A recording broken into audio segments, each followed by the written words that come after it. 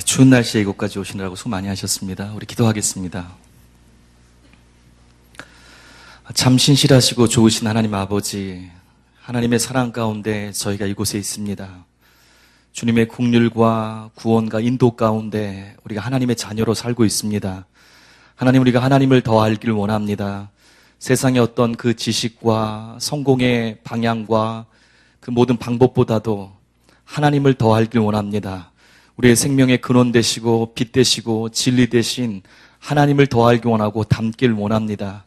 성령님, 우리 가운데 진리를 사모하는 마음을 주시고 하나님을 사랑하고 닮고자 하는 열망을 부어주셔서 하나님께서 우리를 이끄시는 영광스러운 그 길로 오늘도 내일도 계속해서 나아갈 수 있도록 은혜를 베풀어 주시옵소서. 지혜와 계시형 성령님, 이곳에 운행하여 주시옵소서. 사람은 미련하고 우둔합니다. 그러나 성령님은 하나님 아버지의 생각 깊숙한 것까지도 다 아시는 분이십니다. 성령님, 우리에게 하나님의 뜻을 알려주시고 하나님을 계시하여 주시옵소서. 말씀을 깨달을 수 있도록 귀를 열어주시고 눈을 열어주시고 그 말씀을 깨달을 뿐만 아니라 붙들고 그렇게 살 수 있도록 우리의 심령을 새롭게 하여 주시옵소서. 성령님을 의지합니다. 예수님의 이름으로 기도합니다. 아멘. 그럼 날씨가 굉장히 춥습니다. 근데 오시느라고 수고 많이 하셨고요. 오늘은 주의 설교 5번째 시간인데요. 지난 시간까지 마태복음 1장에서 4장까지를 함께 봤습니다. 그래서 마태복음 1장, 2장은 마태복음 서론 부분인데요. 서론에 대해서 나와 있고요. 또 3, 4장은 사역을 준비하시고 갈릴리에서 하나님 나라를 선포하심으로써 공생애를 시작하시는 예수님에 대해서 전하고 있습니다. 마태는 1장부터 4장까지를 통해서 유대인들에게, 독자가 유대인이라고 했어요, 예수님의 족보, 예수님의 탄생과 이동, 세례 요한의 출현과 예수님의 세례 받으심, 갈릴리에서의 사역 등을 통해서 예수님께서 구약의 예언을 성취하신 하나님의 아들, 곧 메시아이심을 설명하고 선포하고 있습니다. 여기까지 여러분 따라오셨죠? 그리고 지난 시간 말미에 마태복음 4장 23절을 살펴봤어요. 거기 보면 예수님의 사역의 본질이 뭐라고 나왔습니까? 하나님 나라 복음의 선포요 드러냅니다 라고 이렇게 표현하고 있습니다. 그리고 마태는 계속해서 예수님이 선포하신 하나님 나라가 어떤 것인지 마태복음 5장에서 9장까지 설명을 계속 해나가고 있어요.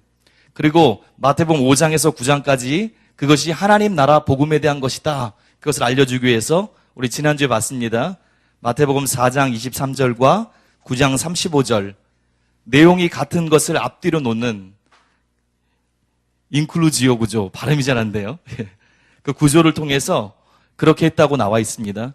진짜, 왜냐하면 이걸 왜 여러분들 말씀드리냐면 저희가 드디어 5장 그 하나님 나라의 복음의 실체 부분을 들어가기에 앞서 진짜 그 부분인가? 그걸 확인하기 위해서 그렇습니다. 마태복음 4장 23절 한번 볼까요?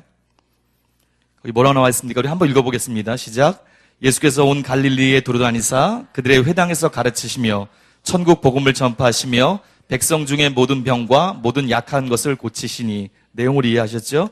또 9장 35절 한번 읽어보겠습니다. 시작. 예수께서 모든 도시와 마을에 두루다니사 그들의 회당에서 가르치시며 천국 복음을 전파하시며 모든 병과 모든 약한 것을 고치시니라. 이렇게 앞뒤로 탁 짜져 있습니다. 감싸고 있어요. 잠깐만 그림을 보여주실래요? 예.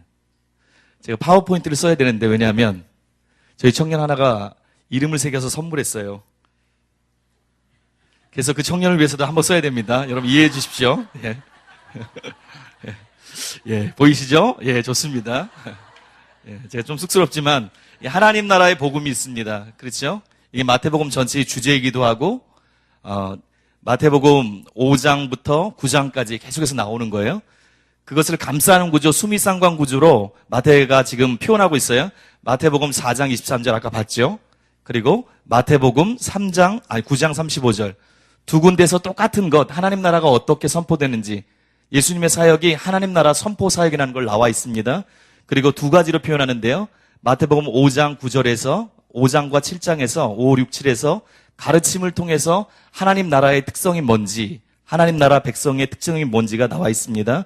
그리고 8장과 9장을 통해서 치유를 통해서 정말 하나님 나라가 어떻게 임하는지, 그 능력이 무엇인지가 나와 있습니다.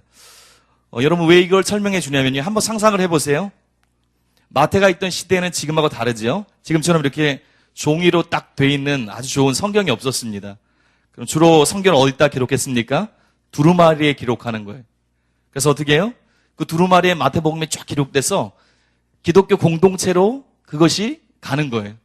그래서 이 마을 공동체에서 그걸 받습니다. 그러면 두루마리를 쫙 펴요.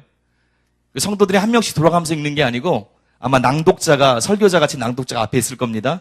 그리고 두루마리를 쫙 펴서 읽기 시작하는 거예요. 쭉 1장부터 4장까지 읽다가 4장 23절에 딱 멈춥니다. 그러면서 아까 그 얘기한 것들, 예수께서 온 갈릴리에 두루다니사 그들의 회당에서 가르치시며 천국 복음을 전파하시며 백성 중에 모든 병과 모든 약한 것을 고치시니 라고 딱 선포해요. 강조해서 얘기할 수 있어요. 선포합니다. 그럼 어떻게 합니까? 저에게 들어가겠구나 생각하는 거예요. 그리고 나서 마태복음 5장부터 7장까지 예수님의 가르침을 통해서 하나님의 나라가 어떤 것인지 쭉 설명을 합니다. 그리고 8장 9절, 9장 10개의 치유 사건을 통해서 하나님 나라의 권세, 그 실제성이 어떤 건지를 또 쭉 얘기해줘요. 이게 무슨 얘기인가 그러고 있을 때 마칠 쯤에 9장 35절에서 뭐라고 그래요? 똑같은 내용을 착 읽어줘요. 그럼 어떤 생각이 들어갑니까? 그렇지. 지금까지 읽어줬던 부분이 바로 예수님의 하나님 나라 복음에 대한 내용이었지. 이렇게 이해되는 것입니다. 이게 인클루지오 구조의 특징인 거예요. 이렇게 해서 이해시키는 것입니다. 자, 그럼 여기서 잠깐 퀴즈 나가겠습니다. 여러분, 우리가 읽을 마태복음 5장의 주제가 뭘까요?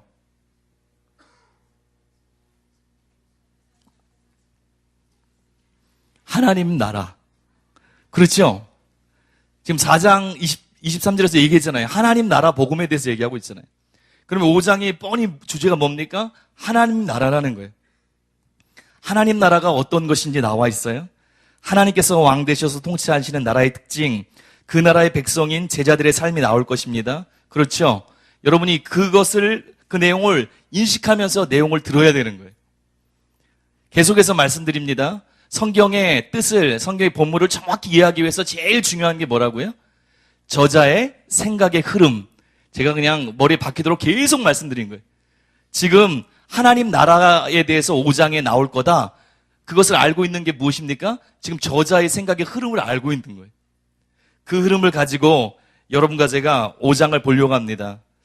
5장, 마태복음 5장은 가르침의 첫 부분이에요. 여러분, 복음서가 조금씩 차이가 있습니다. 특징인데 마태복음의 특징 중에 하나는 가르침이 강조되어 있어요.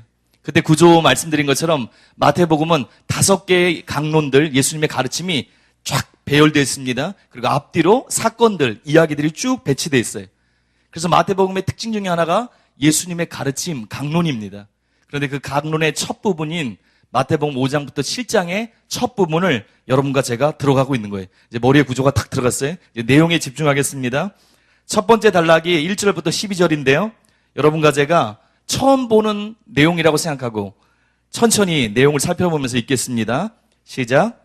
예수께서 무리를 보시고 산에 올라가 앉으시니 제자들이 나온지라 입을 열어 가르쳐 이르시되 심령이 가난한 자는 복이 있나니 천국이 그들의 것이며 애통하는 자는 복이 있나니 그들이 위로를 받을 것이며 온유한 자는 복이 있나니 그들이 땅을 기업으로 받을 것이며 의에 줄이고 목마른 자는 복이 있나니 그들이 배부를 것이며 긍휼히 여기는 자는 복이 있나니 그들이 긍휼히 여김을 받을 것이며 마음이 청결한 자는 복이 있나니 그들이 하나님을 볼 것이며 화평하게 하는 자는 복이 있나니 그들이 하나님의 아들이라 일컬음을 받을 것이며 의를 위하여 박해를 받는 자는 복이 있나니 천국이 그들의 것임이라.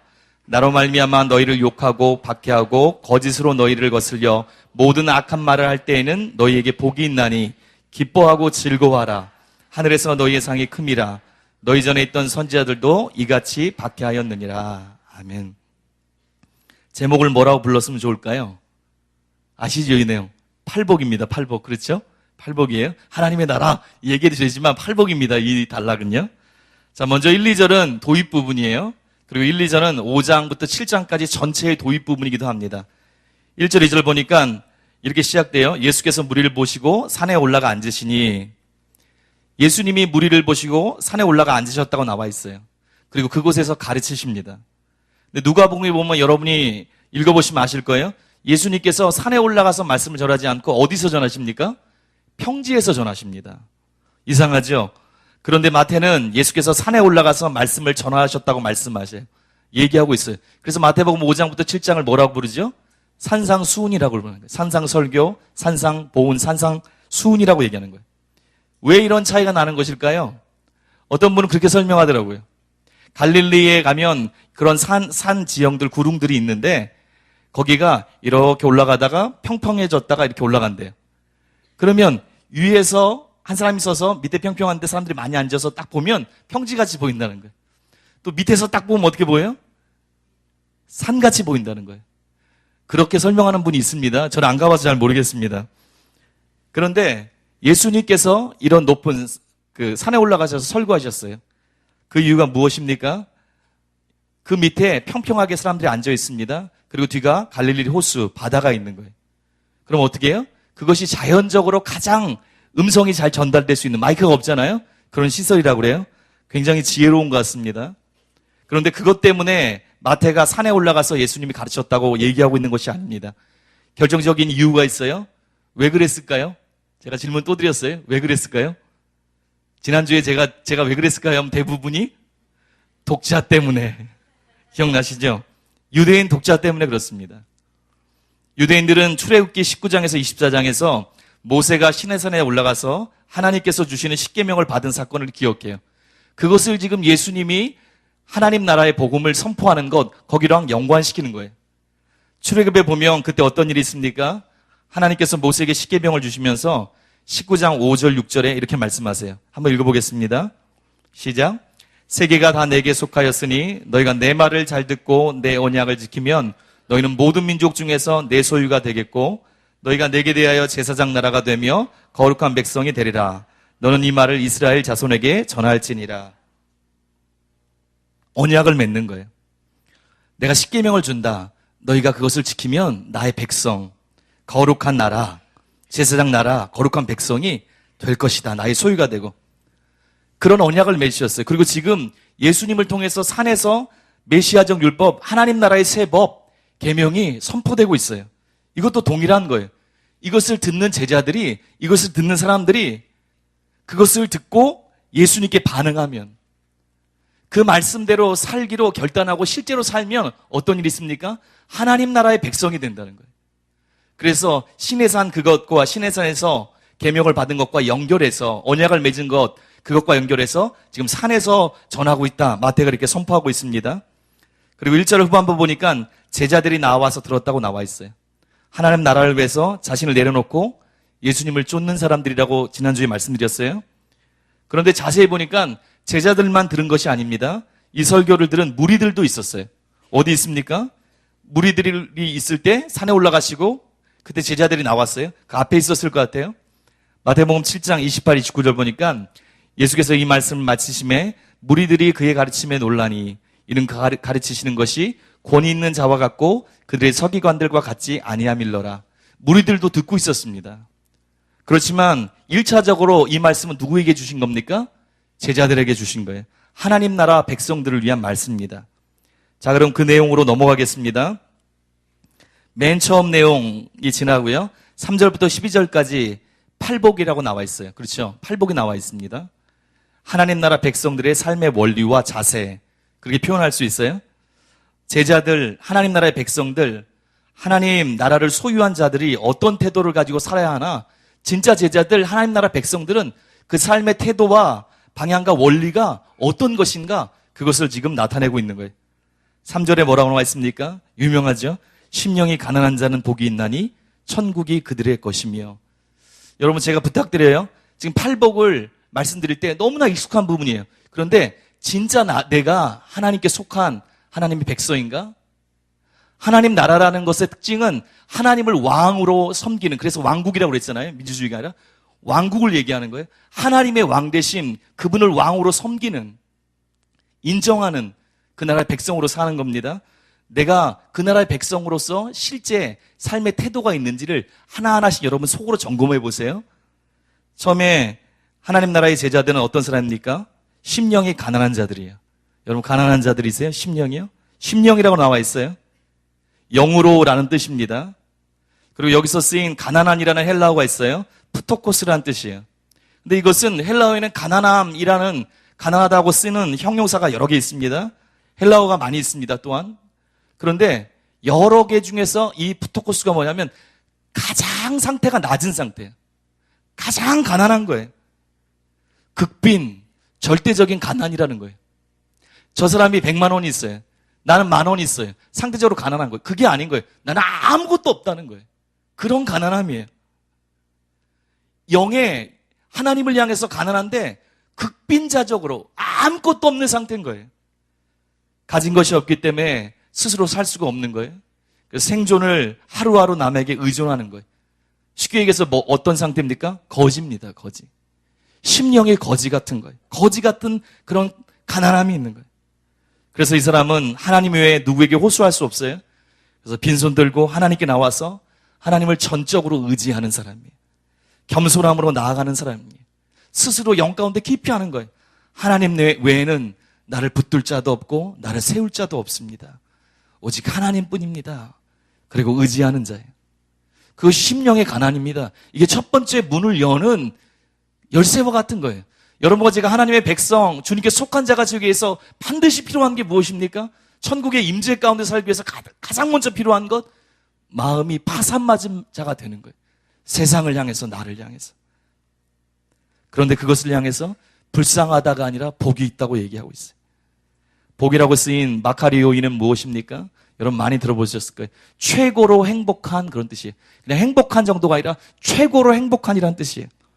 그리고 다른 하나는 지극히 복된이라는 동시에 뜻이 있어요. 최고로 행복한 마음의 상태가, 그리고 그 사람의 모습이 지극히 복된. 왜 그렇습니까? 이 사람에게 천국이, 하나님의 통치가 있기 때문에 그렇습니다. 여러분과 제 삶 가운데 마찬가지예요.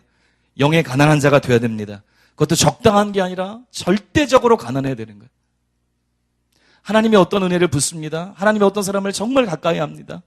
특별한 은혜를 붓습니다. 근데 그 사람들을 다 조사해 보세요. 그 분야 가운데, 그 삶 가운데 이런 절대적인 가난함이 있어요. 하나님이 나를 돕지 않으면 나는 할 수 없습니다. 하나님이 우리 가정을 붙들지 않으면 우리는 아무 소망이 없습니다. 하나님이 내 삶의 목자 되지 않으면 나는 아무것도 할 수 없습니다. 그런 절대적인 가난, 그것이 하나님 앞에 있는 사람들입니다. 그럴 때 천국이 그들의 것이며 하나님의 통치가 있습니다. 근데 여기서 보면 천국이 그들의 것이며가 현재 시제로 돼 있어요. 앞으로 갈 천국만 얘기하는 게 아니에요. 지금 느끼고 있는 거예요. 성령 안에서 의와 평강과 희락, 실제 하나님의 다스림이 지금 있는 거예요. 팔복에 보면 현재 복이 있나니 쭉 이렇게 쭉 나오는 거 있지 않습니까? 그 뒤에 그때 현재 시대가 쓰인 곳이 두 곳밖에 없습니다. 팔복 중에 첫 번째와 마지막이에요. 10절 의를 위하여 박해를 받는 자, 이게 현재 시대로 나와 있어요. 지금 하나님의 통치를 누린다는 거예요. 그리고 그 내용도 동일합니다. 천국이 그들의 것이며, 현재 시대고 천국이 그들의 것이며, 첫 번째 복과 마지막 절에 그렇게 나와 있어요. 이게 뭔지 아시죠? 모든 것을 다 인클로지오 맨날 쓰는 건 좀 그래요. 그렇지만 실제 이건 맞습니다. 하나님 나라에 대한 걸 지금 얘기하고 있는 거예요. 이것이 최고의 행복한 상태에 이르는 것이고 가장 복된 삶을 사는 비결입니다. 번역하면 이런 거예요. 영으로 가난한 자들은 복이 있습니다. 하나님의 나라가 그들의 것이기 때문입니다. 두 번째, 하나님께 속한 자의 특징이 무엇입니까? 애통하는 자는 복이 있나니 그들이 위로를 받을 것이며. 여러분 애통하는 자세요? 애통하는 자는 어떤 자입니까? 그냥 슬피 우는 것이 아니에요. 자기 그냥 연민에 빠져 슬피 우는 게 아니에요. 적당히 우는 것도 아니에요. 철저한 상실감이 있어요. 그리고 그 상실감에서, 그 상태에서 자기 스스로 벗어날 수 없다는 걸 알아요. 그래서 절망 가운데 깊이 슬퍼하는 모습을 표현한 거예요. 왜 슬퍼합니까? 왜 애통합니까? 자신이 죄와 허물이 있다는 걸 알기 때문에. 그리고 철저히 파멸과 상실 가운데 있는 걸 아는, 자기의 힘으로 이 허물로부터 벗어날 수 없다는 걸 아는 거예요. 자신의 무력함을 아는 거예요. 그래서 애통하는 거예요. 하나님의 위로가 필요한 걸 아는 거예요. 하나님의 도움이 필요한 걸 아는 거예요. 하나님 내 스스로 할 수 없다는 걸 아는 거예요. 심령이 가난하고 비슷합니다. 그렇지만 자기의 상태를 보는 거예요. 자기의 부족함, 허물을 보는 거예요. 그 무력함 가운데서 주님 앞에 슬퍼하는 거예요. 주님을 바라보는 거예요. 그때 어떤 일이 있습니까?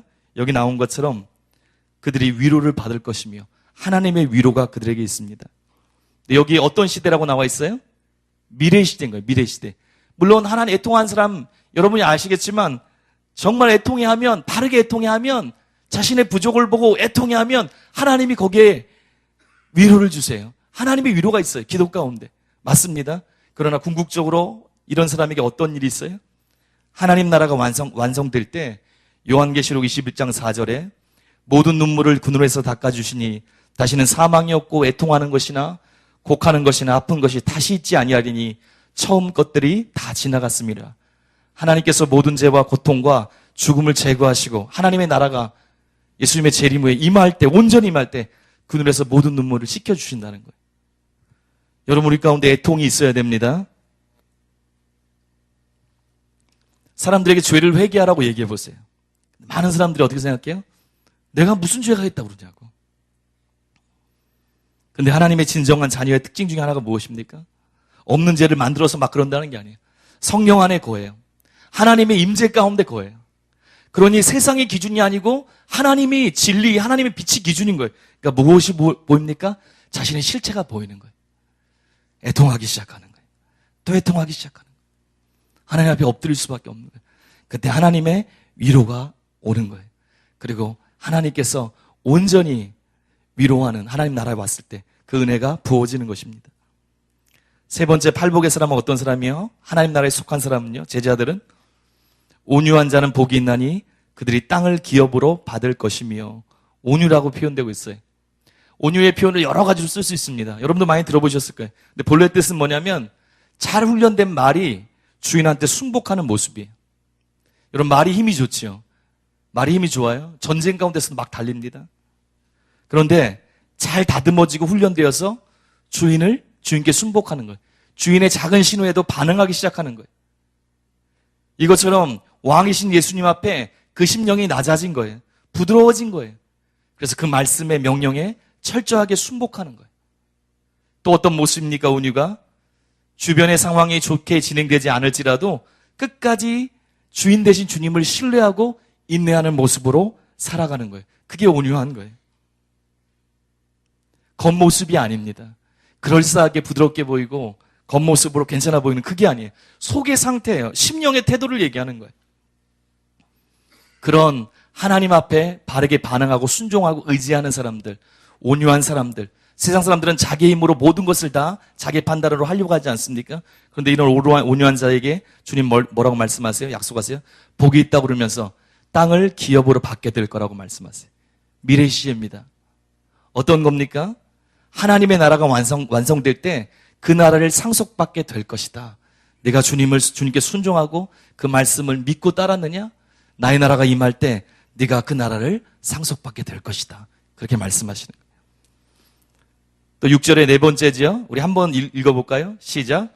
의에 줄이고 목마른 자는 복이 있나니 그들이 배부를 것이며. 여러분, 온유한 자일 뿐만 아니라 의에 줄이고 목마른 자입니까? 의가 무엇이에요? 하나님과의 관계에서 생각하는 거예요. 하나님과의 관계에서 그분의 뜻대로 사는 거예요. 의에 줄이고 목마른 자는 어떤 사람입니까? 하나님의 아들이신 예수님이 선포한 말씀대로 살기를 갈망하는 사람이에요. 줄이고 목마른 거예요. 하나님 말씀대로 살고 싶다. 하나님이 기뻐하는 사람이 되고 싶다. 그러는 거예요. 또 이 땅에 예수님이 선포된 말씀이 이루어지기를 갈망하는 거예요. 하나님, 이 한국교회가 변화되길 원합니다. 그래서 애통함이 올라오는 거예요. 그런 사람에게 어떤 일이 있어요? 세상 사람들은 바보같이 보여요. 그냥 당당하게 살면 되지. 왜 그런 것 때문에 그렇게 갈망하고 힘들어하냐? 그런 것을 소원하냐? 소원할 것도 많은데. 근데 하나님 보시기에 어떻게 합니까? 네가 진짜 내 백성이다 그러시면서 주린 영혼에게 좋은 것을 채우시는 하나님의 은혜가 부어져요. 나아가서 하나님의 나라가 완성될 때, 이것도 미래 시대입니다. 하나님의 의가 제자들의 삶에 넘치도록 채워지는 거예요. 하나님의 의가, 하나님의 아름다움이 입혀지는 거예요. 여러분, 어떤 목마름이 있습니까? 무엇 때문에 갈망하고 탄식하는 거? 어떤 소원이 있으세요? 이런 소원이 있어야 되는 거예요. 이게 바보 같은 게 아니에요. 예수님, 제가 어떻게 하면 이 말씀대로 살 수 있습니까? 저를 통치하셔서 주의 뜻대로 사는 사람 되게 해주세요. 이 땅에 하나님의 뜻이 이루어지길 원합니다. 그런 거룩한 목마름이 있는 여러분과 제가 되길 바랍니다. 이게 의에 주리고 목마른 자의 특징이에요. 5번째 한번 읽어볼까요? 시작. 긍휼히 여기는 자는 복이 있나니 그들이 긍휼히 여김을 받을 것이며. 제자는 긍휼히 여기는 자가 돼야 돼요. 왜 긍휼히 여기는 자가 됩니까? 하나님께 자신이 얼마나 큰 긍휼을 입었는지를 알기 때문에. 지금 상태가 어떻든 하나님이 이 상태가 되기 위해서, 아니 영원히 나를 얼마나 긍휼히 여기시는지, 그리고 긍휼히 여기셨는지를 아는 거예요. 그걸 알기 때문에 그 결과로 다른 사람들을 불쌍히 여길 수 있는 마음이 생기는 거예요. 그들에게 마땅히 자비를 베풀고 용서하는 삶을 사는 자가 되는 거예요. 여러분과 제가 이처럼 다른 사람에게 자비를 베풀고 긍휼히 여기면 어떤 일이 있습니까? 마태복음 6장 12절에 있는 것처럼 우리가 우리에게 죄 지은 자를 사여 준 것 같이 우리 죄를 사여 주옵소서 있는 것처럼 어떤 일이 있어요? 여러분과 제가 긍휼히 여기면 하나님께서 그걸 또 받으세요. 기뻐하세요. 그래서 하나님의 긍휼을 우리 가운데 또 부으세요. 이 땅 가운데서도 하나님이 우리를 긍휼로 봐주세요. 그리고 미래 시제라고 했어요. 심판석에 섰을 때 하나님이 자비를 베푸셔서 예수님을 통해서 우리 가운데 자비를 베푸셔서 하나님 나라에 들어갈 수 있도록 해주시는 거예요. 여러분과 제가 긍휼한 마음을 품는 것 굉장히 마땅한 것이고 굉장히 중요한 것입니다. 8절에 6번째 하나님 나라 백성의 특징이 있어요. 같이 읽겠습니다. 시작. 마음이 청결한 자는 복이 있나니 그들이 하나님을 볼 것이며. 여러분 아시죠? 마음이 청결한 자가 어떤 사람이에요? 여러분 마음이 청결한 자이십니까? 어떤 자가 마음이 청결한 자예요? 마음이 진실한 거예요. 더럽지 않은 거예요. 바른 동기를 갖고 있는 거예요. 두 마음을 품지 않는 거예요. 충성스러운 거예요. 바른 동기를 가지고 하나님 앞에 충성스러운 사람이 되는 거예요. 하나님과 세상과 마음을 나누지 않습니다. 시편 24편 4절에 보면 여호와의 오를 자가 나오죠. 뭐라고 나와 있어요? 곧 손이 깨끗하며 마음이 청결하며 뜻을 허탄한 데 두지 아니하며 거짓 맹세하지 아니하는 자로다 나와 있어요. 그리고 이 삶이 복된 삶인 거예요. 간교하고 두 마음을 품고 그럴싸하게 남을 속이고 그게 좋은 게 아니고 마음이 청결한 자가 되는 거예요. 그리고 이런 사람을 복된 삶이라고 합니다. 왜 그렇습니까? 이런 사람과 하나님이 함께 하세요. 이렇게 살면 하나님이 동행하세요. 그리고 어떤 일이 있어요? 하나님의 나라에 들어가 영광스러운 하나님을 보게 될 것입니다. 이게 진정한 제자의 길이에요. 그리고 7번째 우리 같이 읽겠습니다. 시작. 화평하게 하는 자는 복이 있나니 그들이 하나님의 아들이라 일컬음을 받을 것이며. 화평케 하는 자라고 나와 있어요. 여러분은 어떤 사람입니까? 여러분의 가정에서, 여러분의 직장에서 죄된 것을 타협하라는 소리가 아니에요. 대충 그냥 서로 좋은 게 좋은 거지 그러라는 소리가 아니에요. 진정으로 화평한 자가 되는 거예요. 평화를 이루는 자가 되는 거예요. 여러분 어떤 모습으로 살고 있는지 모르겠어요? 이 사람은 여러분과 제가 사는 사회가 어떻습니까? 투쟁이 있어요. 경쟁이 있습니다. 서로 시기가 있어요. 근데 이 땅 가운데 하나님과 진정한 화평을 이루기 위해 오신 예수님을 닮는 거예요. 그래서 사람과 사이를 불편하게 하고 이간질시키고 다투게 하는 게 아니라 그 마음으로 사람과 사람을 화목하게 하는 거예요. 또 사람들을 하나님과 화평하게 할 수 있는 자리로 계속해서 이끌기를 원하는 거예요. 예수님을 닮아서. 그럴 때 하나님의 아들 예수님께서 우리 가운데 오셔서 십자가로 하나님과 우리 사이에 원수된 것을 소멸하시고 화목하게 하신 것처럼 그분의 뒤를 따르고 그분을 닮은 화평케 하는 자들로 하나님 나라가 완성될 때 하나님의 아들의 신분으로 선언되는 거예요. 네가 하나님의 아들이다. 너는 진정한 나의 아들이다. 하나님이 선언해 주시는 거예요. 그리고 하나님의 아들로서 하나님께 완전히 받아들이는. 지금도 우리 아버지가 되셔서 아버지 기도할 수 있지만 그 나라에 갔을 때 진정한 하나님의 아버지로 우리가 막힌 것 없이 그렇게 주님과 사귐을 가질 수가 있는 거예요. 7가지 복을 나눴습니다. 여러분과 제 삶 가운데 얼마나 닮았는지를 계속 점검해 보셔야 돼요. 그리고 10절부터 12절입니다. 우리 함께 같이 10절부터 12절 읽겠습니다. 시작. 의를 위하여 박해를 받는 자는 복이 있나니 천국이 그들의 것임이라. 나로 말미암아 너희를 욕하고 박해하고 거짓으로 너희를 거스려 모든 악한 말을 할 때는 너희에게 복이 있나니 기뻐하고 즐거워하라. 하늘에서 너희의 상이 큽니다. 너희 전에 있던 선지자들도 이같이 박해하였느니라. 팔복 중 8번째 복이 무엇입니까? 의를 위하여 박해를 받는 자는 거예요. 박해 좋아하는 사람이 없잖아요. 근데 의를 위해서, 자기가 잘못해서가 아니라 하나님의 나라와 의, 예수님 때문에 박해를 받는 거예요. 하나님 나라에 속한 제자들은 하나님의 뜻을 살면서 세상과 구별된 가치관을 갖습니다. 가치관이 달라요. 목적이 달라요. 생각이 달라요. 그래서 어떤 일이 있어요? 충돌이 일어날 수밖에 없어요. 박해가 필연적이라는 거예요. 11절 보니까 10절에서는 의를 위하여 박해를 받는 자 3인칭이었어요. 근데 11절에서 12절 어떻게 생각합니까? 너희 이렇게 바뀌어요. 딴 사람 얘기가 아닌 거예요. 너예요. 다 해당되는 거예요. 박해를 피할 수가 없는 거예요. 11절에 있는 것처럼 말로 행동으로 박해를 받게 된다고 나와 있어요. 그때 어떻게 하라고요? 어떻게 합니까? 기뻐하라고 나와 있어요. 먼저는 10절에는 하나님의 통치, 하나님의 임재가 그 사람에 있기 때문에 천국이 그들의 것입니다. 현재 시대라고 그랬어요. 박해받고 있는 하나님을 위해서 사는데 박해가 있습니까? 우리가 주님께 집중할 때 하나님의 통치가 있다는 거예요. 지금 현재. 그래서 기뻐하라는 거예요.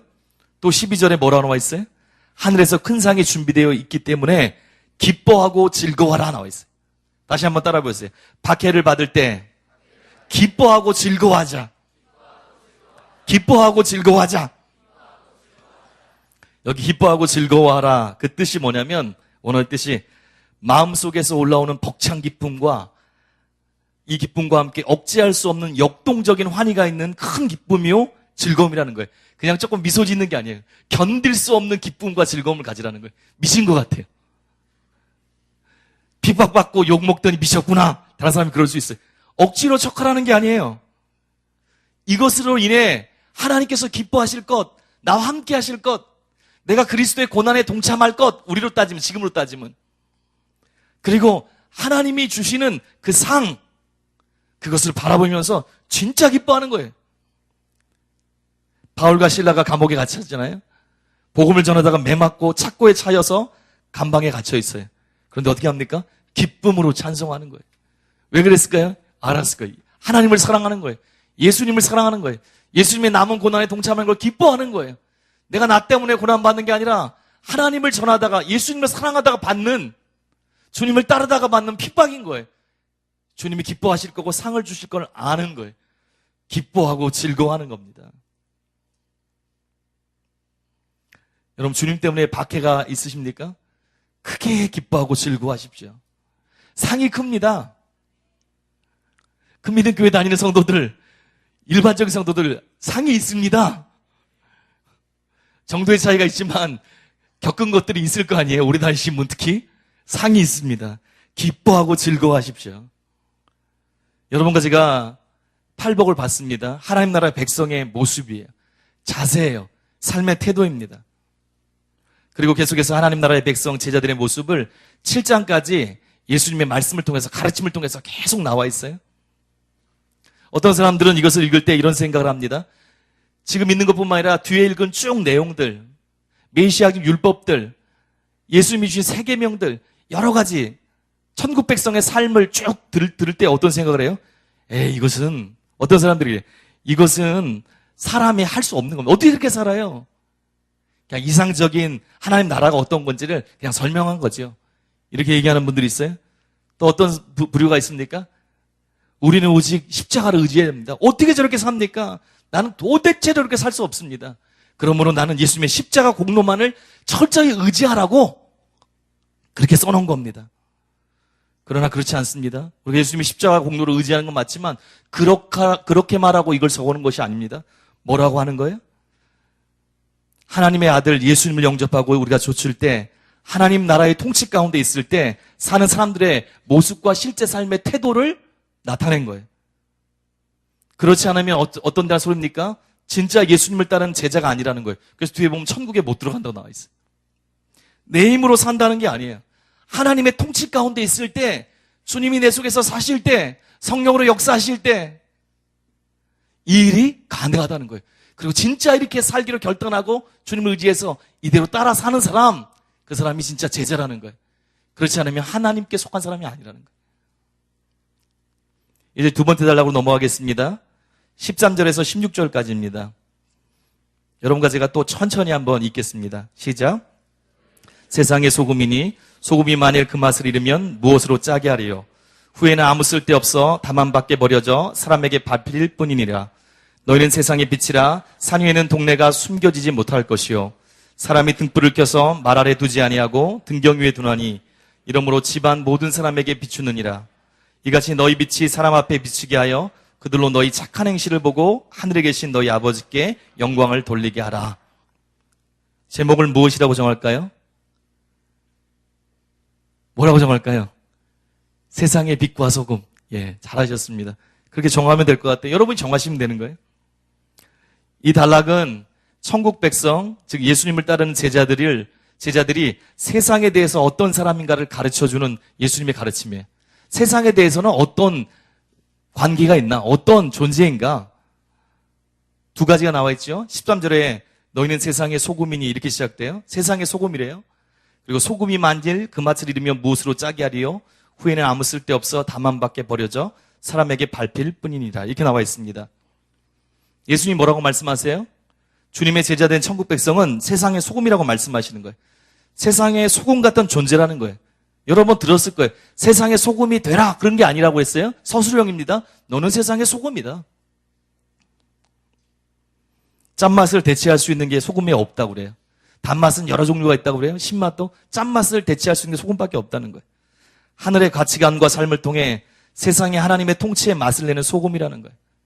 또 우리가 알듯이 세상의 부패를 방지하는 역할을 한다는 거예요. 그게 소금의 기능 맞습니다. 그러나 여기에서 예수님이 말씀하신 주 요지가 아니에요. 여러분 성경을 읽을 때 어떻게 읽어야 됩니까? 뭐라고 그래요? 선입견을 갖고 읽으면 안 됩니다. 우리가 운전을 해도 아내와 제가 운전을 하고 이렇게 가잖아요. 그러면 똑같은 길을 여러 번 가도 제가 길치여서 그런 것도 있어요. 근데 보는 게 좀 달라요. 간판을 봐도 제가 관심 있는 간판은 지나가면서 얘기하면 못 봤어요, 아내가. 그 얘기하면 몰라요. 또 아내가 지나가다가 뭐 봤지? 그럼 몰라요, 제가. 관심이 다르면 그런 거예요. 성경 읽을 때 어떻게 읽어야 됩니까? 여러분과 제가 선입견을 내려놔야 돼요. 너희는 세상의 소금, 짜, 맛, 부패 방지. 자동적으로 막 돌아요. 예, 그 당시 사람도 소금하면 맛을 내는 것, 지금보다 훨씬 귀중했습니다. 금같이 비쌀 때도 있었어요. 귀중한 것, 맛을 내는 것, 부패를 방지한 것 딱 떠올랐을 거예요. 그렇지만 그것만이 여기 내용이 아닙니다. 뭐라고 나와 있습니까? 다시 한번 13절 읽어보겠습니다. 시작. 너희는 세상의 소금이니 소금이 만일 쓸데없어 다만 밖에 버려져 소금이 만일 그 맛을 잃으면 무엇으로 짜게 하리요? 이게 무슨 뜻입니까? 소금이 그 맛을 잃으면 그 맛을 회복할 수가 없다는 거예요. 수사의문문이라고 그러잖아요. 소금이 그 맛을 잃으면 회복할 수가 없다. 맛을 빼앗겼느냐? 근데 어떻게 회복되느냐? 그런 얘기를 하는 거예요. 소금이 맛을 잃으면 여러분 생각해 보세요. 충전지가 있습니다. 충전지는 다 써도 어떻게 해요? 충전이 가능해요. 근데 일회용 건전지는 다르잖아요. 그 생명이 끝나면 회복할 수 없는 거예요. 용도가 다른 거예요. 그것처럼 맛을 잃은 소금의 무용성뿐만 아니라 회복하기 힘든 것, 회복 불능성을 얘기하고 있는 거예요. 그래서 세상 사람들에게 밟히는 비참한 존재가 될 거라는 거예요. 세상이 어떻게 유혹합니까? 아까 우리 10절에서 12절 봤죠? 핍박이 있을 수밖에 없어요. 예수님을 유혹했던 사탄이 있던 것처럼 세상이 여러분과 저를 유혹합니다. 어떻게 유혹해요? 사단이 맛을 포기함으로써, 잠깐 세상과 타협함으로써 핍박을 피하라는 유혹을 보냅니다. 그러나 예수님의 제자는 어떻게 해야 됩니까? 끝까지 포기하면 안 된다는 거예요. 세상에 소금된 그 맛을 잃으면 회복할 수 없다는 거예요. 심판이 기다리고 있다는 거예요. 하나님을 따르는 그 길을 쉽게 포기하지 말라. 너희는 세상의 소금이다. 굉장히 중요한 존재다. 그것을 가볍게 생각하지 말라. 박해가 있다 할지라도 세상과 타협해서 제자의 속성을 잃어버리지 말라는 거예요. 절대로 제자됨의 길에서 벗어나지 말라는 뜻입니다. 그게 여기 속에 들어가 있는 거예요. 또 14절 16절 보니까 뭐라고 나와 있어요? 너희는 세상의 빛이라. 산 위에는 동네가 숨겨지지 못할 것이요. 제자의 삶, 천국 백성의 삶을 세상의 빛이라고 말씀하고 있어요. 그러면 그 빛이 어떤 빛인가? 여러분 물어야 돼요, 이제. 성경을 읽을 때 어떻게 합니까? 선입견을 빼면 이렇게 생각하는 거예요. 너희는 세상의 소금이다. 그러면 내가 알고 있는 소금뿐만 아니라 그러면 그 소금이 어떤 거라고 뭐라고 설명하지? 그래야 제대로 할 수 있는 거예요. 너희는 세상의 빛이다. 그럼 여러분이 빛? 다 알아. 그게 아니고 예수님은 도대체 왜 우리를 세상의 빛을 어떻게 설명하려고 우리를 세상의 빛이라고 했지? 그렇게 묻는 게 굉장히 중요합니다.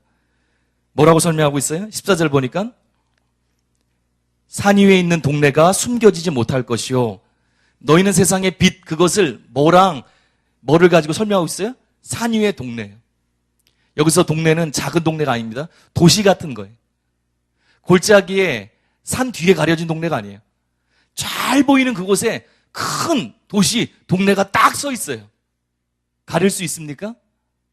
가릴 수가 없어요. 여기저기서 봐도 다 보이는 거예요. 뭐라고 말씀하는 거예요? 너희는 세상의 빛이다. 세상에 너희 존재를 숨길 수 없는, 반드시 드러나게 되는 그런 존재다. 그게 예수 믿는 사람이에요. 그게 주님의 제자 된 사람이에요. 예전에 제가 인터넷을 봤습니다. 그런데 그 인터넷 어떤 기사인지는 제가 기억이 조금 안 나는 것 같아요, 지금 정확히. 그런데 이제 예수 믿는 것에 대해서 이제 기독교에 대해서 막 써놓은 거예요. 어떤 사람이 이제 기독교인들 너무 티낸다, 막 이렇게 쭉 그런 내용이었습니다. 그리고 밑에 댓글로 뭐라고 했냐면, 나는 내가 지금 다니는 회사 10년 동안 다녔는데 내 주위에 있는 사람이 내가 예수 믿는지 모른다. 티내지 말라. 누가 썼어요? 제가 띵 그랬어요. 여러분, 이게 가능한 거예요? 이게 자랑입니까? 기독교에 대해서 얘기하지 않는 회사, 그냥 매일 가서 같이 일하고 좀 얘기하고, 그런 회사 다니면 10년 동안 감출 수 있어요? 감출 수가 없다는 거예요. 왜? 가치관이 달라요. 생각이 틀려요. 목적이 틀려요. 반드시 드러날 수밖에 없는 거예요. 숨길 수가 없는 거예요. 주님 말씀하시는 거예요. 너희 천국 백성은, 나의 제자들은 세상의 빛이다. 숨길 수가 없다. 또 뭐라고 표현하셨어요? 그 뒤에 보니까 등불을 켜서 말 아래 두지 아니하고 등경 위에 두나니 이러므로 집 안 모든 사람에게 비추느니라. 제가 예상했던 이건 내용이에요. 둘 다. 불을 켜서 말 아래, 말 아시죠? 예전에는 항 아래도 막 놓고 그랬어요. 그때는. 그렇게 두지 않고 등경 위에 올립니다. 왜? 보이라고, 밝히라고 불을 큰 거기 때문에. 그래서 집안 모든 사람에게 비추게 하는 것처럼 어둠 가운데 있는 세상 가운데 여러분과 제가 빛으로 드러내야 된다는 거예요. 천국의 가치관을 숨기지 말고, 숨길 수도 없고 삶으로 드러내야 된다는 거예요. 쉽게 얘기해서 세상에서 천국의 맛, 천국의 빛, 제 역할을 하지 않으면 그것은 제자가 아니라는 거예요. 그래서 16절 보니까 산 위에 있는 도시와 등경 위에 있는 등불처럼 제자는 그 비친 착한 행실을 통해서 사람들이 하나님께 나아가고 하나님께 영광을 돌리게 해야 된다는 거예요. 여러분, 잠깐 저희가 생각해 봤으면 좋겠어요. 여러분, 직장 다니세요? 여러분, 학교 다니세요? 여러분, 가정이 있죠. 이웃들이 있죠. 친척들이 있죠. 여러분, 세상의 소금입니까? 소금 같은 존재인 걸 알고 있어요. 여러분, 빛이십니까? 그들에게 영향을 주고 있습니까? 핍박이 있어요. 다르기 때문에. 그렇지만 핍박만 있는 게 아니에요. 도전이 되는 거예요. 뭔가 다르다. 처음에는 왜 저래? 튄다. 막 그래도 일관돼 보세요. 뭔가 있다.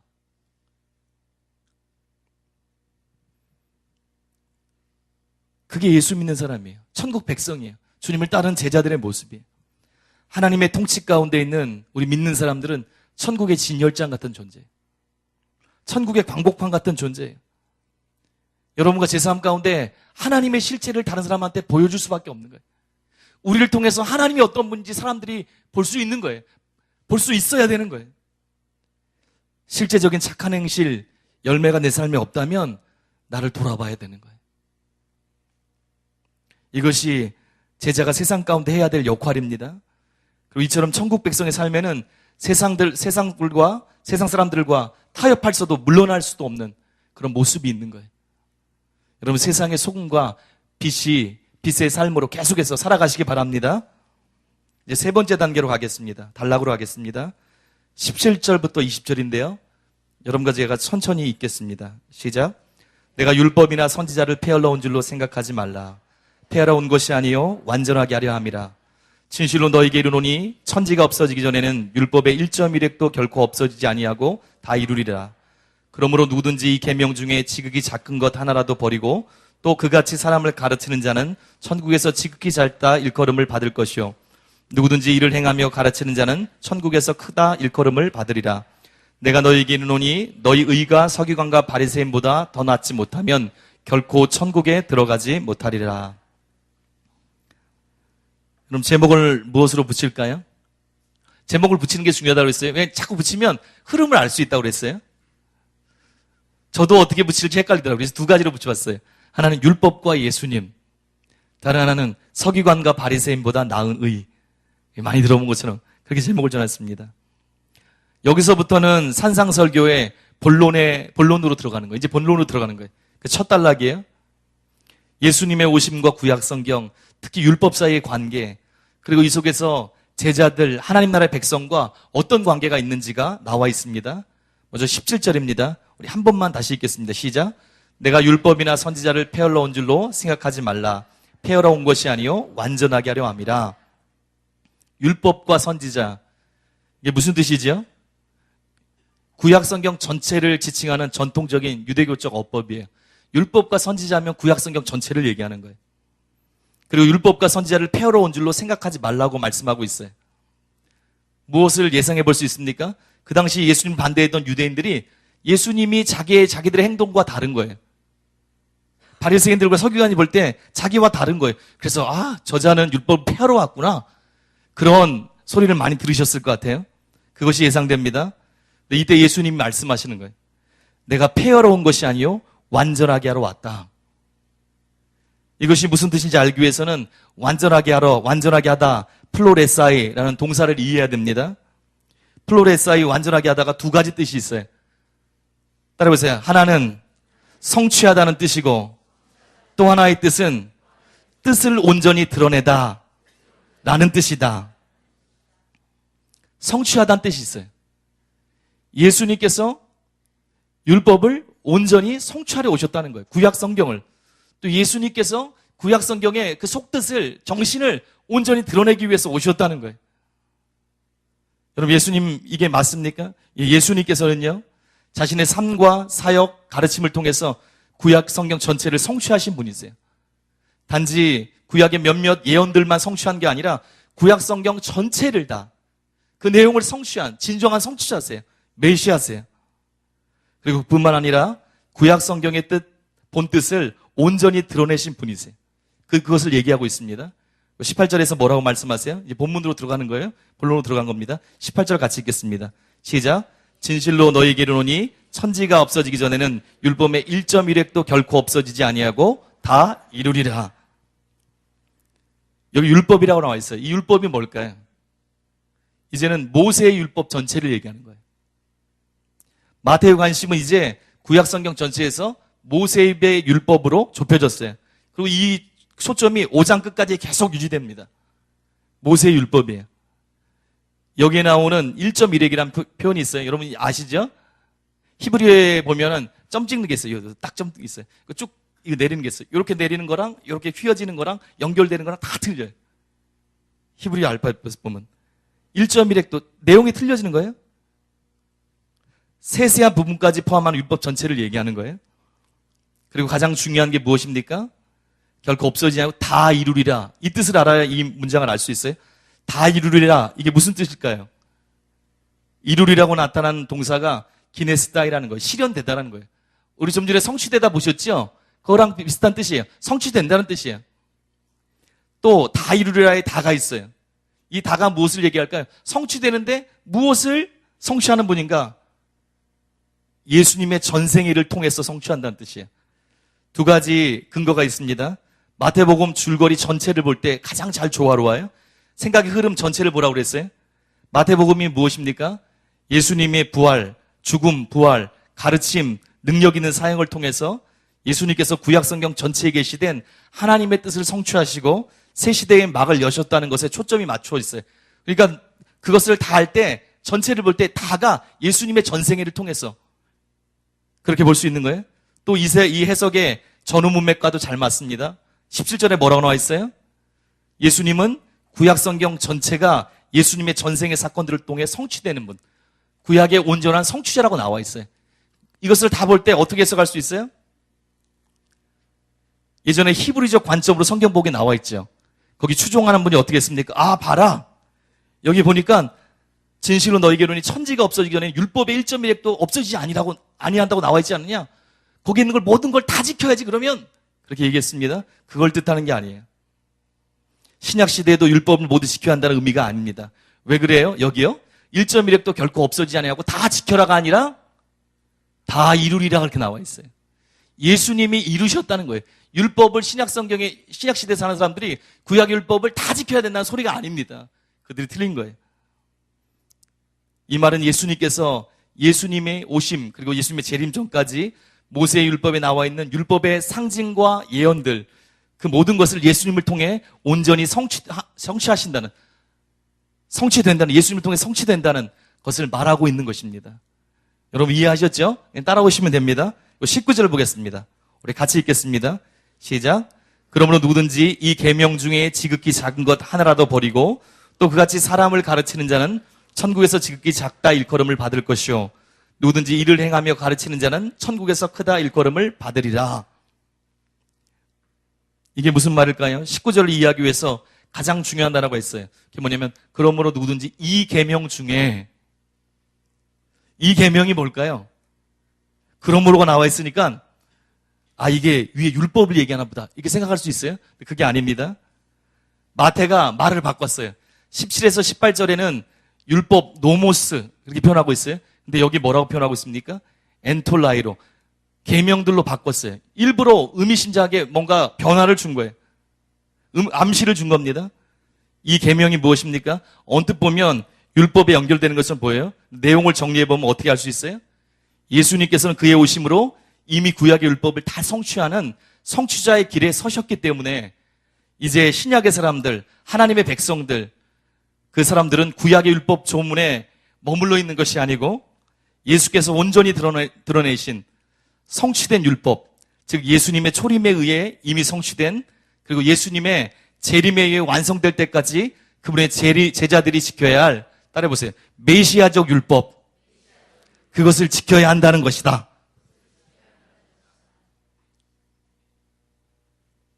보셨지요? 예수님이 다 성취하셨어요. 이미 구약을 따르라는 것이 아닙니다. 예수님이 이미 다 성취하셨어요. 이것은 무엇입니까? 예수님의 성취에 뭐가 들어가 있어요? 구약의 진짜 그 뜻, 하나님 말씀의 온전한 뜻, 조항뿐만 아니라 그 정신, 하나님의 원래 의도, 하나님이 진짜 원하시는 것, 그것들을 드러내는 그게 성취의 뜻이 있다고 그랬어요. 예수님은 그런 분이세요. 이것은 구약을 얘기하는 게 아니에요. 메시아의 율법, 메시아적 율법, 예수님이 말씀하신 그것들에 대해서 얘기하는 거예요. 다시 말해서 여기 뭐라고 나와 있어요? 여러분과 제가 어떻게 해야 됩니까? 메시아적 율법, 하나님의 말씀의 진정한 뜻, 예수님이 가르쳐 주신 그 계명들을 지켜야 된다는 거예요. 전해야 되고 지켜야 된다는 거예요. 찰스 스펄전이 있죠. 찰스 스펄전이 이렇게 얘기했습니다. 그리스도의 나라의 귀족은 순종에 의해서 정해진다. 또 토마스 아켄버스가 그리스도를 본받아서 이렇게 얘기했어요. 심판의 날에 이르러 우리는 세상에서 무엇을 읽었느냐에 대해서 신문당하지 아니하고 무엇을 행하였느냐에 따라서 심판을 받을 것입니다. 그리고 얼마나 훌륭하게 열변을 토했느냐 보다는 얼마나 성실하게 신앙적으로 살았느냐에 따라서 심판을 받을 것입니다. 여러분 어떻게 해야 됩니까? 메시아적 율법, 예수님이 진짜 가르쳐 주신 천국 백성들이 붙잡고 살아야 될 그 신약적 메시아적 율법을 여러분과 제가 어떻게 해야 돼요? 그것을 철저히 지켜야 된다는 거예요. 그래야 영원한 하나님 나라에서 큰 자가 됩니다. 근데 어떻게 해요? 우리의 힘으로 지키는 게 아니에요. 우리의 힘만으로 지키는 게 아니에요. 예수님의 십자가와 부활을 통한 새 생명을 얻습니다. 하나님 나라의 통치를 받는, 하나님 나라의 통치를 받아요. 주님의 은혜 가운데, 주님의 능력 가운데, 주님의 가르침대로 행하는 자로 살아야 된다는 거예요. 하나님 나라가 없으면 우리 마음대로 다 지킬 수 없어요. 그 율법을 지키는 사람이 되잖아요. 물론 다른 거지만요. 당연히 다른 거지만요. 바울은 고린도전서 9장 20에서 21절에 이렇게 얘기했습니다. 유대인에게 내가 유대인과 같이 된 것은 유대인을 얻고자 하며 율법 아래 있는 자에게는 내가 율법 아래 있지 아니하나 율법 아래 있는 자같이 된 것은 율법 아래 있는 자들을 얻고자 하며 율법 없는 자에게는 내가 하나님께서 율법 없는 자가 하나님께는 율법 없는 자가 아니요 도리어 그리스도의 율법 아래 있는 자이나 율법 없는 자와 같이 된 것은 율법 없는 자들을 얻고자 함이라. 지금 어디에 있다고요? 스스로가 그리스도의 율법 아래 있는 자. 구약의 율법에 있는 자가 아니라 여러분과 저는 구약 시대의 유대인처럼 모세 율법 아래 있지 않습니다. 그러나 어디에 있어요? 그리스도의 율법, 메시아적 율법에 있는 거예요. 갈라디아서 6장 2절에 그리스도의 법을 성취하라 얘기하고 있어요. 그래서 어떻게 합니까? 주님의 임재 가운데, 주님의 통치 가운데 하나님 말씀하신 이 메시아적 율법대로 지키고 살아야 되는 거예요. 하나님 주신 그 마음대로, 하나님 뜻대로 지키고 살아야 되는 거예요. 그것이 필수적인 것을 20절에서 보여주고 있어요. 유명한 구절이잖아요. 같이 읽겠습니다. 시작. 내가 너희에게 이르노니 너희 의가 서기관과 바리새인보다 더 낫지 못하면 결코 천국에 들어가지 못하리라. 굉장히 중요한 구절입니다. 이중적이 기능 있는 교량적 구절이라고 그래요. 한편으로는 17절부터 19절에 있는 그 내용 있지 않습니까? 그것의 결론 부분이에요. 그렇기 때문에 이렇게 해야 된다, 그 결론이에요. 또 그 뒤에 6가지 대조적인 교훈들이 21절부터 48절에 있어요. 그것의 도입 구절이에요. 이렇게 해야 되기 때문에 너희가 그렇게 살아야 된다.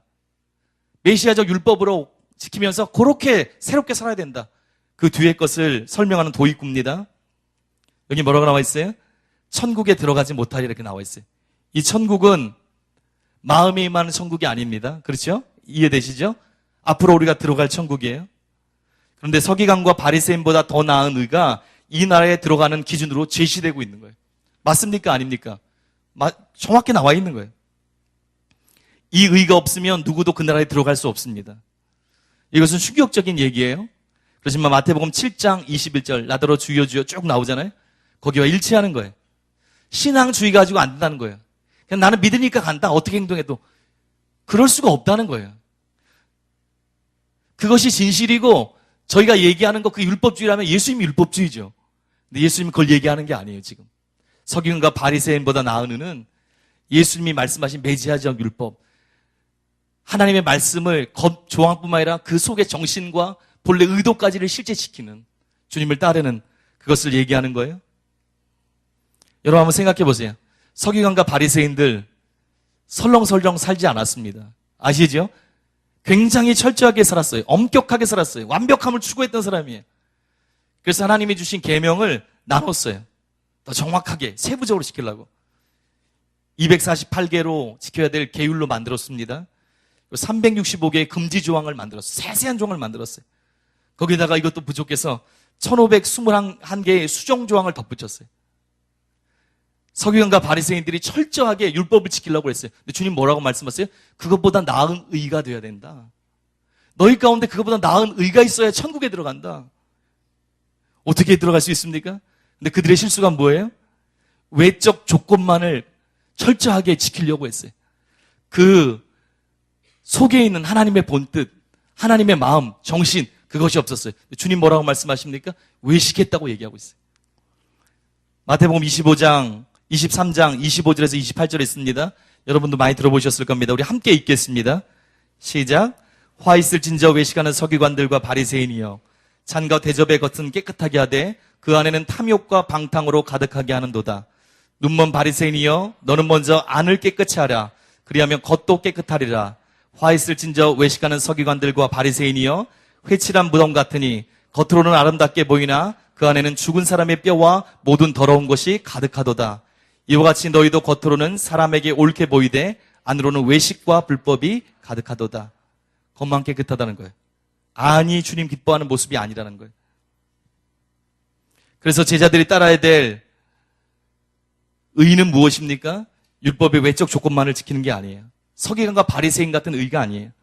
예수님께서 드러내신 진정한 율법의 정신, 속뜻, 그것까지 지키는 거예요. 질적으로 분명한 차이가 있는 거예요. 그런 의입니다. 회개하고 행함으로 산 믿음을 가지면서 자기의 힘이 아니고 자기 속에서 역사하시는 하나님의 통치의 기초에서 통치를 통해서 가능하게 되는, 살게 되는 그런 삶의 모습이에요. 참 그리스도인의 삶이라는 거예요. 이것이 하나님 나라의 결과며 동시에 조건이에요. 하나님 나라의 다스림을 받을 때 이렇게 살 수 있어요. 하나님 나라에 들어가기 위해서는 이런 마음이 있어야 되는 거예요. 내가 하나님 뜻대로 살기 원한다. 하나님 뜻 순복해야 되겠다. 회개하고 돌이키고. 여러분, 이제 마태는 하나님 나라의 백성, 즉 제자들이 따라야 될 메시아의 율법의 신뢰를 이후에 보여주고 있습니다. 지금 9시 1분인데 여러분 생각할 거예요. 야, 48절까지인데 20절 했는데 이거 언제 하나? 그게 저의 걱정입니다.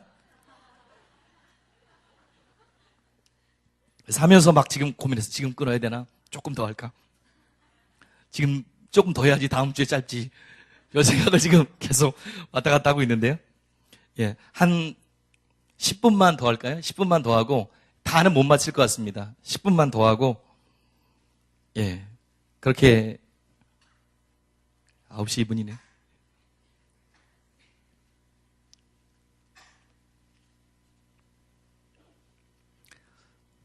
예, 10분은 못할 것 같고요. 다음 주에 조금 줄여가지고 그렇게 하는 게 나을 것 같습니다. 이 뒷부분 21절에서 48절은 그렇게 오래 걸리지 않습니다. 실례를 적용하는 부분이기 때문에 다음 주에 마태복음 6장 할 때 앞부분에 여러분과 제가 좀 정리해서 그렇게 하려고 합니다. 여러분께서 오실 때 좀 읽어오셨으면 좋을 것 같아요. 오늘 1절부터 20절까지 봤는데 먼저 그걸 집에 가서 좀 묵상하시고요. 21절부터 48절까지는 다음에 올 때 여러분 좀 읽어오시면 그 부분을 빠르게 좀 정리해서 압축해서 한 20분 정도 하고요. 그 다음에 6장으로 넘어가면 될 것 같습니다. 여러분 이제 기도하기 전에요. 한번 잠깐 여러분과 저를 돌아봤으면 좋겠어요. 적용을 조금 하기를 원하는데요. 여러분 누가 부러우세요? 제가 저번 주에도 저희 청년들한테 그런 질문을 드렸는데 여러분 누가 부러우세요? 솔직히 무엇이 복이라고 생각하세요? 좀 더 재물을 늘리고 학력 배경 갖추고 힘을 기르는 것입니까? 성경에 뭐라고 말씀하세요? 심령이 가난한 게 복이다 이렇게 말씀하세요. 여러분과 제 삶의 기준이 무엇입니까? 어떤 게 여러분과 저의 삶을 움직이는 그런 원동력이고 기준이 되고 있어요? 하나님의 말씀, 예수님의 이 말씀이 실제 기준이 돼야 되는 거예요. 여러분과 제 마음이, 제 삶이 계속해서 예수님을 닮아가야 되는 거예요. 자녀가 부모를 닮지 않습니까? 우리의 아버지 되신 하나님을 여러분과 제가 닮아가야 되는 거예요. 팔복에 있는 그 모든 것은 하나님 아버지의 성품을 드러내고 있습니다. 여러분과 제가 진짜 하나님의 자녀라면 어떤 특성이 있어야 돼요? 계속 이 마음이 있어야 되는 거예요. 하나님 앞에 의에 목마르고 주르고 긍휼히 여기고 화평케 하고 하나님의 뜻을 이루기 원하고 그리고 여기 나와 있는 것처럼 메시아적 율법에 나와 있는 것처럼 진정한 사랑, 진정한 용납, 진정한 용서 그것이 계속되는 주님의 모습이 여러분과 제 마음 가운데 있어야 된다고 믿습니다. 여러분 오늘 기도할 때요. 여러분과 제가 말씀 들은 걸 가지고 한번 생각해 봤으면 좋겠어요. 나는 진짜 무엇을 추구하고 있는가? 내 삶은 어디로 향하고 있는가? 무엇을 담고 있는가? 주님 기뻐하는 그런 모습인지 한번 돌아보시고요. 함께 기도하시고 다음 주에 또 뵙겠습니다. 제가 잠깐 기도하겠습니다.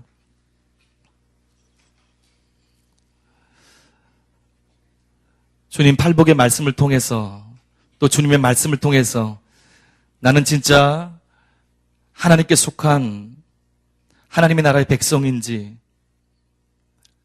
아니면 그냥 내 마음대로 살아가는 사람인지 우리 스스로를 점검해 보길 원합니다. 하나님 진짜 복이 무엇입니까? 세상 사람들이 말하는 복이 축복이 그것이 다가 아닌 것을 말씀을 통해 발견합니다. 주님 앞에 애통해하는 사람 내가 아무것도 아닌 걸 알기 때문에 나는 주님 없으면 파산한 자와 같은 자기 때문에 주님 앞에 가난한 마음으로 주님을 찾는 사람 주님의 긍휼이 어떤 건지 알기 때문에 남을 긍휼히 여기고 평강의 왕이신 주님을 경험했기 때문에 평강의 주님의 통로가 돼서 사람들에게 참 화평을 전하는 자가 되고 주님 의에 줄이고 목마른 하나님의 뜻을 내 삶 가운데 성취하기 원하고 하나님의 말씀대로 살기를 원하고 이 땅 가운데 하나님의 뜻이 이루어지지 않은 것을 보면서 주님이 어떤 마음을 품는지를 느끼며 함께 애통해하는 그런 사람 되길 원합니다. 주님 예수 믿는 사람은 세상의 소금입니다. 예수 믿는 사람은 세상의 빛입니다. 숨길 수가 없습니다. 타협할 수 없는 삶을 우리에게 말씀하십니다.